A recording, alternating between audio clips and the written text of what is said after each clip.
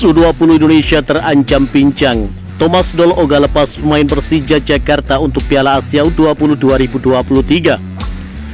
Pelatih Persija Jakarta, Thomas Doll, mengisyaratkan tidak akan melepas pemainnya untuk tampil di Piala Asia U20 2023. Timnas U20 Indonesia terancam tidak bisa tampil dengan kekuatan penuh saat Piala Asia U20 2023. Hal ini lantaran Persija Jakarta menolak untuk melepas pemainnya. Seperti diketahui, Timnas U20 Indonesia berencana menggelar pemusatan latihan atau TC guna mempersiapkan Piala Asia U20 2023. Adapun TC Timnas U20 Indonesia akan digelar pada 1 hingga 28 Februari 2023. Sementara itu, Piala Asia U20 2023 akan bergulir mulai 1 hingga 18 Maret 2023 di Uzbekistan. Ada 30 pemain yang dipanggil pelatih Timnas Indonesia Sintayong. Persija Jakarta menjadi tim dengan penyumbang pemain terbanyak, yakni 9 pemain.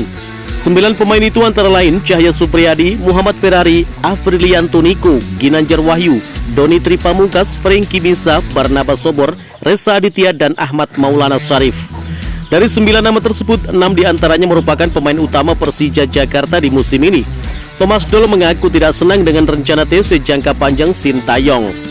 Ketika kami sedang berada di posisi pertama klasemen, malah pemain-pemain kami dipanggil ke TC jangka panjang Timnas U20 Indonesia, ucap Thomas Doll, dikutip dari bolasport.com Minggu 29 Januari 2023. Kemarahan Thomas Doll bisa dimengerti mengingat saat ini tim Macan Kemayoran tengah bersaing dalam perebutan gelar juara Liga 1 2022-2023. Jika melepas pemainnya, Persija akan dalam kondisi pincang setidaknya hingga pekan ke-32 Liga 1 dengan asumsi Timnas U20 Indonesia mencapai babak final Piala Asia U20 2023. Thomas Doll mengisyaratkan hanya akan melepas 3 pemain ke Timnas U20 Indonesia saat ini.